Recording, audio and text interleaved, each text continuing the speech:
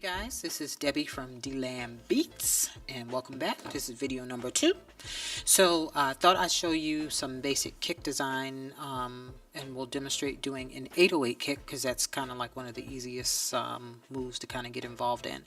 To get the 808 in this demo, I'm going to use Operator. In my sound design class, we're going to use a synthesizer. We're going to use a synth. I have a Moog Sub Fatty.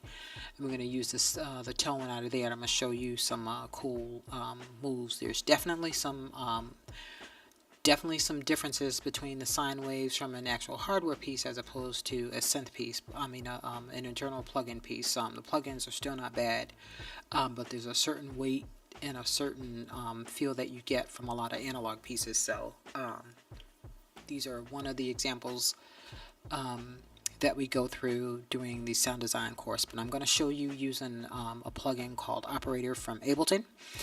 Keep in mind that these techniques are not DAW specific. This particular plugin is DAW specific because it's just an Ableton plugin, but it's just a sine wave that I'm using, and you can use any sine wave. The concept will still be the same. So again, it's not DAW specific, it's more technique. Okay, so just right quickly, this is what the 808 sounds without any processing. This is just a straight sine wave from Operator. So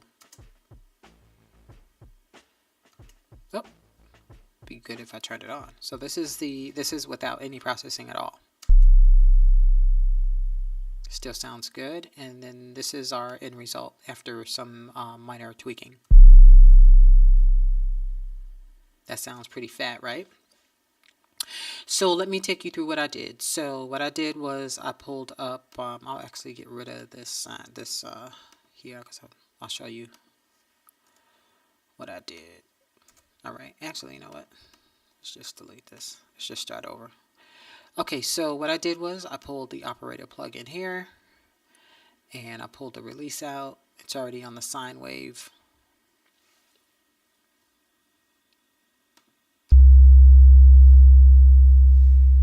And I just pulled it back a little bit. I hit the record button and recorded it.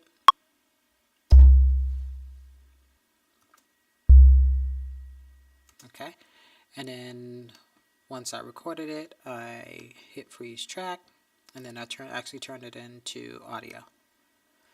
And once it turns into audio, you can kind of freak it however you want to freak it. So after I turned it into audio, the first thing I did was I transposed it from its original key, which was, we'll go here and we'll do it. That's what the original key was. And to give it some bottom, I took it down 12 steps, minus 12, which is a whole step, to give it a lower octave. So right there, it's already taking some body and taking some shape right there. So the first plugin I normally put on is the utility plugin, and it's not doing any processing other than increasing or decreasing the volume based on whatever I set the gain output to be. So I just set it out at -7, but you check your own meters. This is just what I'm doing while we're creating. And keep in mind, we are not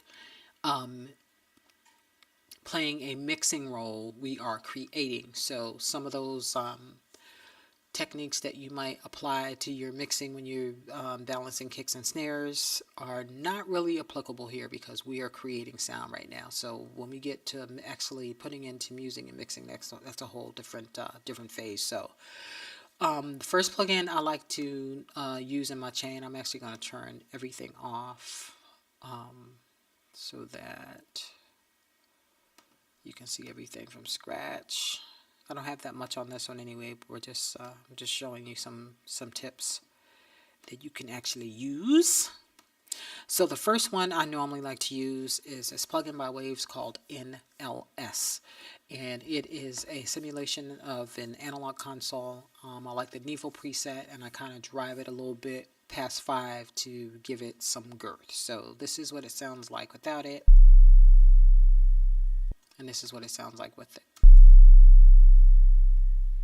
So right there, it's already beginning to start taking some little crunch. So the next thing I do is I add EQ, And the only thing I'm doing is cutting off the frequency at about 30, and I'm increasing or boosting a bit at about 51.5. But with 808s, you can play around with the EQ. One of the great things about EQ is that it's a shaping tool. It shapes your sound. You either want to cut off, you want to boost, you want to take some of the mids out, whatever it is that you want to do. EQ is normally the best, your best friend to actually make that happen. So in this case, I boosted it a bit at about 5.6 because that's what I thought. It felt kind of cool for what I was looking for. But we can increase it more. I mean, you can make it be what you want. You can make it be whatever you want. And then I just shaved off all the front end because it's not really any information being passed through anyway. So we've got the analog simulation, mixer simulation, we've got the EQ. The next in line that I normally put in is the Transient Master. So this is a great plugin by Native Instruments.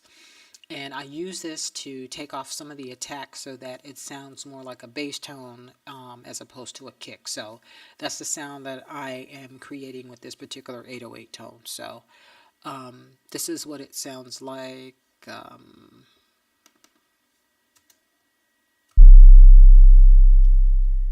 This is with it.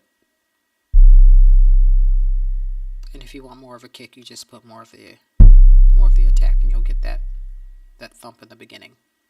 And that's something we can use for after we make this kick, we can make that another kick.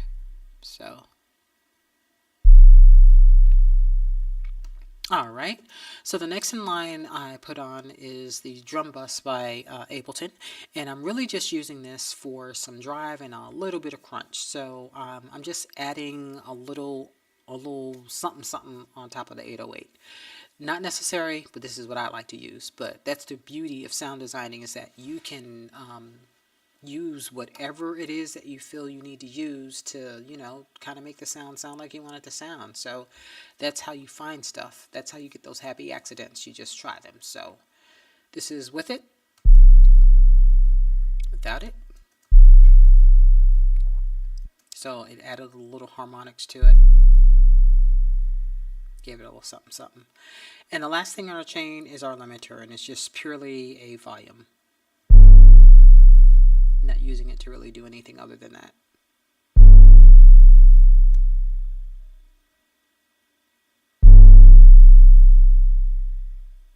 Or you can decrease it.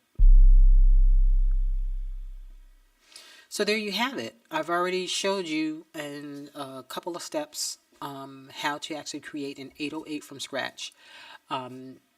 You can try these techniques yourself.